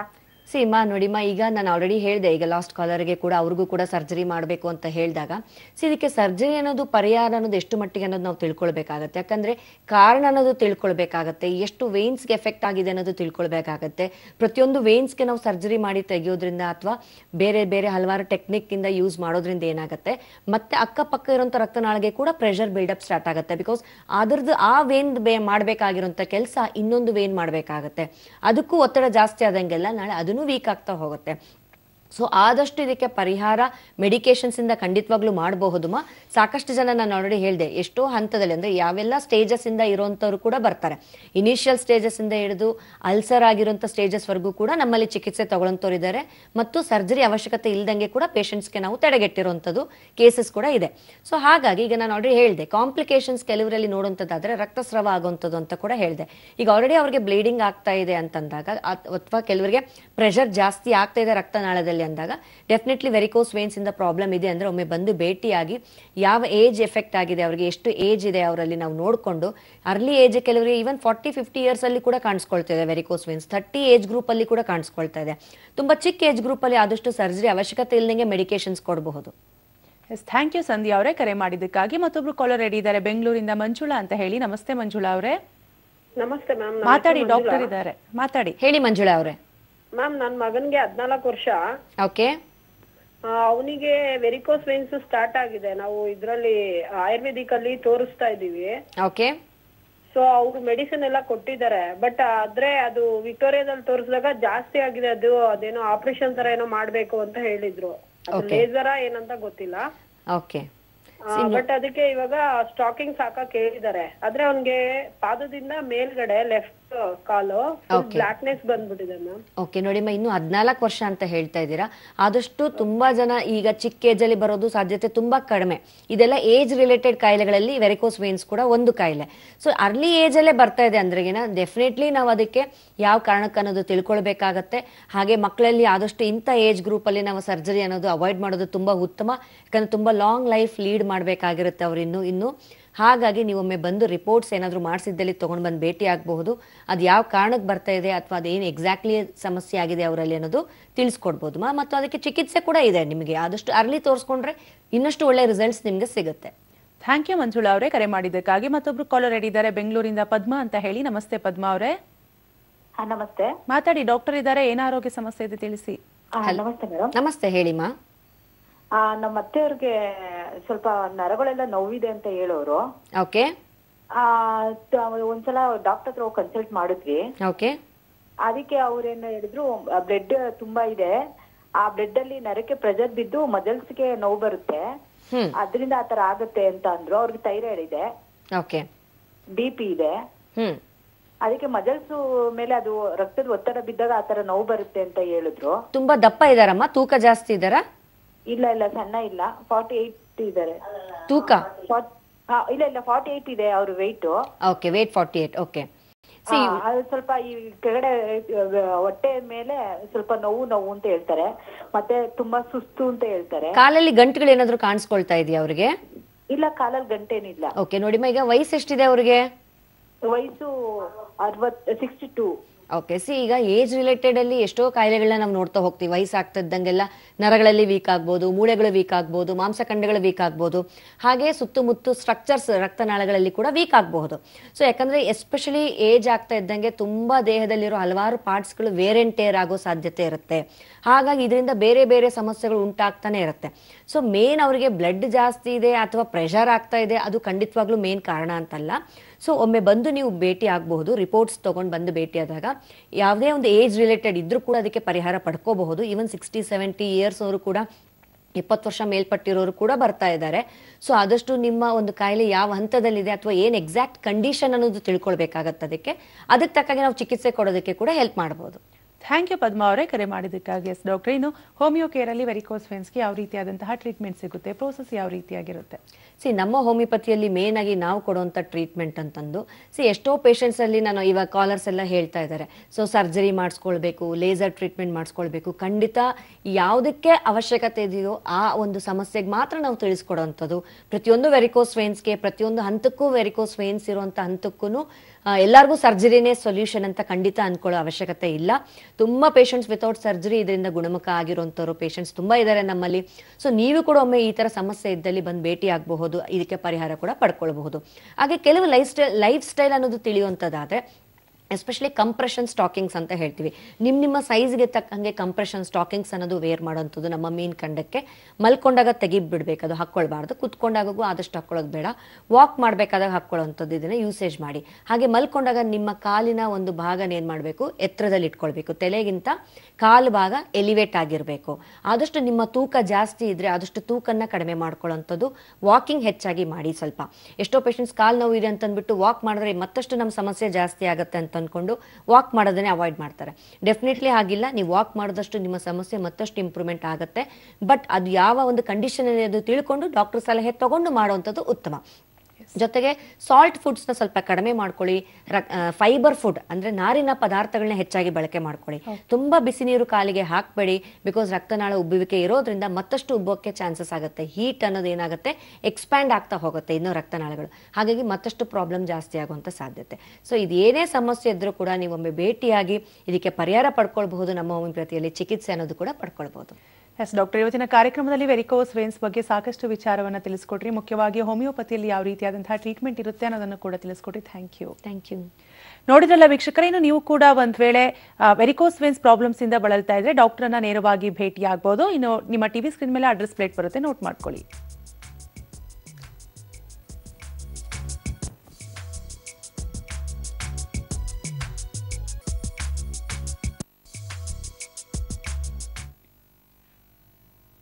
ಇದಾಗಿತ್ತೆಯವರೆಗಿನ ನಿತ್ಯ ಸಂಜೀವಿನಿ ನೇರ ಪ್ರಸಾರ ಕಾರ್ಯಕ್ರಮ. ನೆನಪಿರ್ಲಿ, ನ್ಯೂಸ್ ಅಂದ್ರೆ ಪಬ್ಲಿಕ್ ಟಿವಿ.